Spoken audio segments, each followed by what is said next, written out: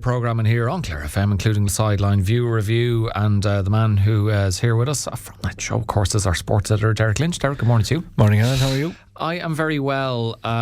We are going to start with the Tailteann Cup clash between Clare and Offaly, and disappointment, unfortunately, for Clare, losing out at Zimmer Biomet Páirc Chísóg on Saturday. 3 points in the end, 117 to 114 to Offaly. Before we get your thoughts on the game, Derrick, let's hear from Clare manager Paul Madden speaking afterwards, who felt that it was just a game where Clare never really got going. We played really poorly today. We never really got going.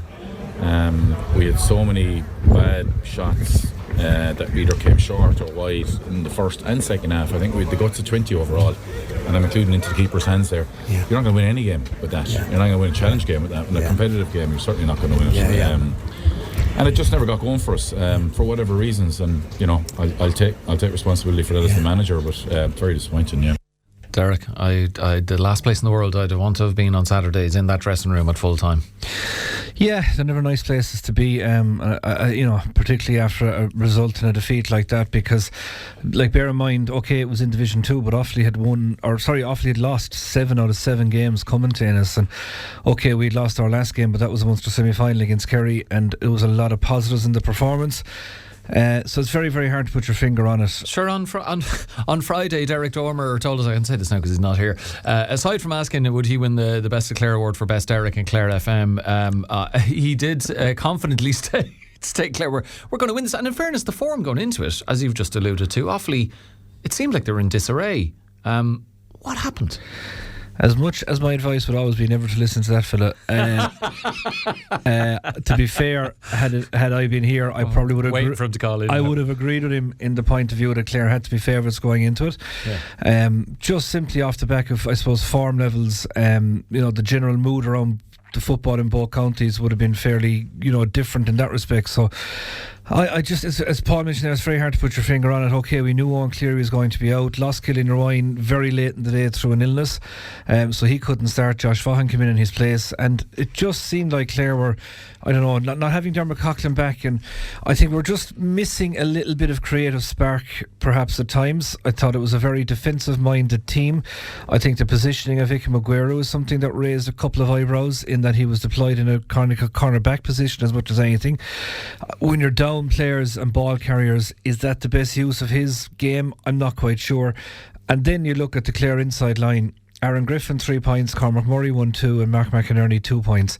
All throughout the league, Mark would have been scoring that entire tally on his own, and the lads would have been chipping in as well with maybe 4 or 5. So from a defensive perspective, Offaly did really well. They seem to have really gotten to grips with Mark. Now Brian McNamara tried really hard. 3 points from a midfield berth is never a bad return either, but just it seemed to me that Offaly started well, maybe caught Clare by surprise a little bit, and then it took a lot of effort from Clare maybe in the first 10 minutes of the second half, and Cormac got the goal, to come back into it, claw their way back into the lead, and then Offaly had the finishing kick. So it's a hard one to take, because like a lot of the narrative was, look at Clare in the Tailteann Cup, we're too good for that.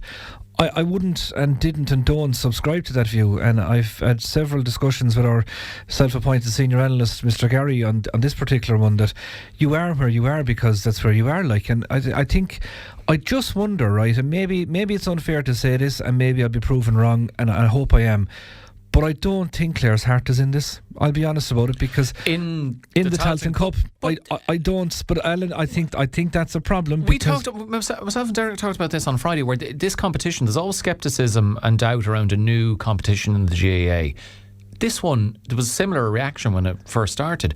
It's proven to be a great success. It's a chance for counties to advance and progress, and a genuine chance at a day out of Croke Park in meaningful silverware. Yeah, but I suppose if you look at it in the context of the last 3 years where Clare have been in the Sam Maguire Championship, now with the greatest of respect to the other teams that are in the Tailteann Cup, the likes of your Waterfords, Wicklow's, Leitrim's, they haven't. What's that famous song? If I hadn't seen the riches, I could live with being poor.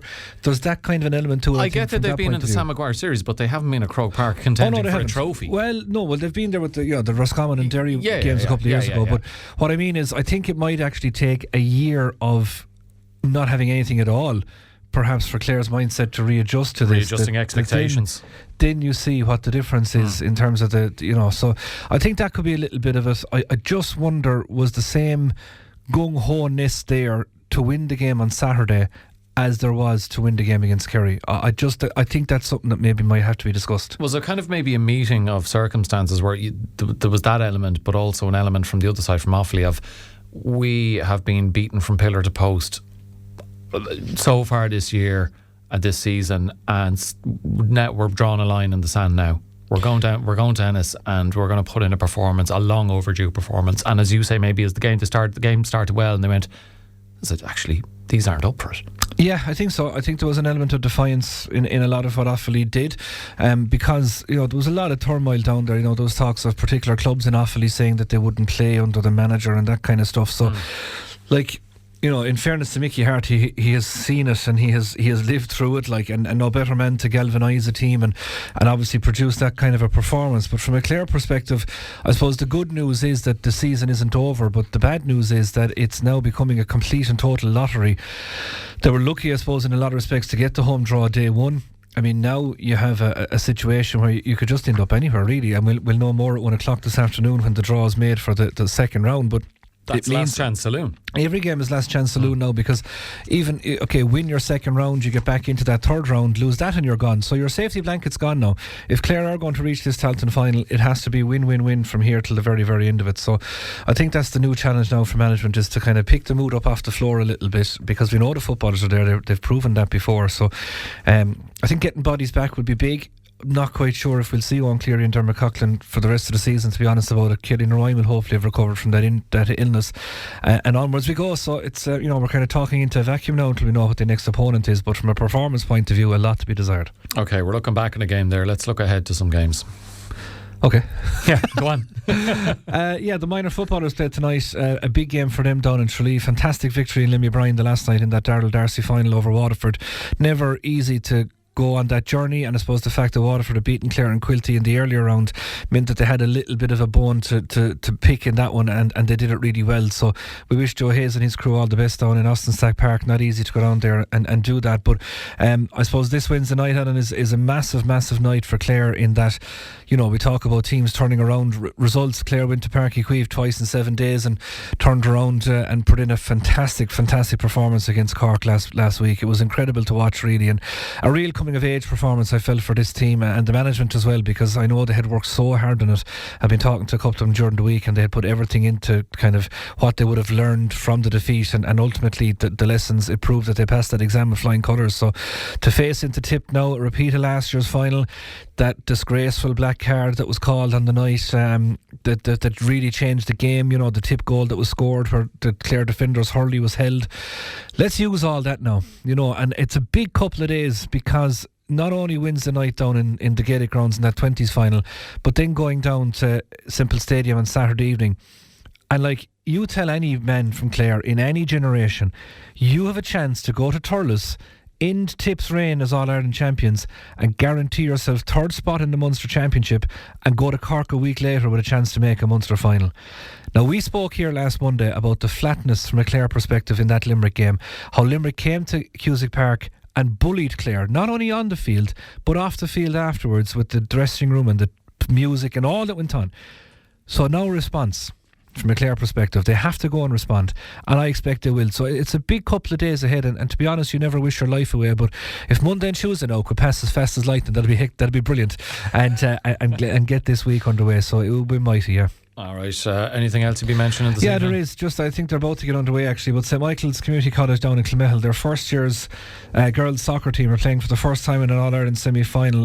They beat Nina 4-1 in the Munster final, and they're up in Athlone this afternoon for that particular game. It's on at 12:30. So to Ruth Morrissey and all the management team involved with them there, I think they're en route on the bus at the moment, was the message we got, and we wish them the very, very best of luck to that. And getting into an All-Ireland final, no mean feat if they can manage it, so fair play to them. All right, brilliant stuff, Derrick. Thank you very much, and no doubt we'll be chatting to you on Friday, looking ahead to that huge game next weekend.